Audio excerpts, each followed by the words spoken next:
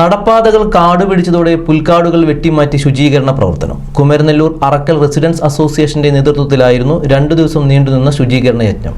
പൊന്തക്കാടുകൾ വളർന്ന് വിദ്യാർത്ഥികൾ ഉൾപ്പെടെയുള്ളവരുടെ കാൽനടയാത്ര റോഡിലൂടെയായത് വലിയ ആശങ്കയാണ് സൃഷ്ടിച്ചിരുന്നത്.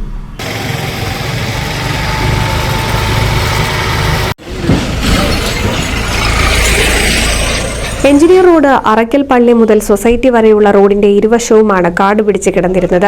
മഴ പെയ്തതോടെ ചെടികൾ വലിയ രീതിയിൽ കാടുപിടിച്ച നിലയിലായിരുന്നു. നടപ്പാതകൾ കാടുപിടിച്ചതോടെ നടക്കാൻ പറ്റാത്ത സ്ഥിതി വരെ എത്തി. നൂറുകണക്കിന് വിദ്യാർത്ഥികൾ ഉൾപ്പെടെയുള്ളവർ റോഡിലൂടെയാണ് സഞ്ചരിച്ചിരുന്നത്. ഇത് വലിയ അപകട സാധ്യത സൃഷ്ടിച്ചിരുന്നു.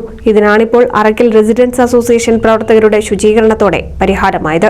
അസോസിയേഷന്റെ നേതൃത്വത്തിൽ നടന്ന ശുചീകരണത്തിൽ കുട്ടികളും മുതിർന്നവരും ഉൾപ്പെടെയുള്ളവർ പങ്കാളികളായി. അറക്കൽ റെസിഡൻസ് അസോസിയേഷൻ എന്ന പേരിൽ ഞങ്ങളൊരു ഗ്രൂപ്പ് ഉണ്ടാക്കിയിട്ട് അറക്കൽ പള്ളി മുതൽ സൊസൈറ്റി വരെ 2 സൈഡും ശുചീകരിക്കുകയാണ് ആദ്യ നടപടി എന്നുള്ളത്. അടുത്തത് ഞങ്ങൾ ചെടി വെക്കണമെന്നൊക്കെ ആഗ്രഹങ്ങളുണ്ട്. അതുപോലെ തന്നെ ഈ പുറത്ത് വൃത്തിയാക്കുന്ന അതേ രീതിയിൽ വീടിൻ്റെ അകത്തും ശുചീകരിക്കുക എന്നുള്ളതാണ് ഞങ്ങളെ പ്രാഥമിക ലക്ഷ്യം.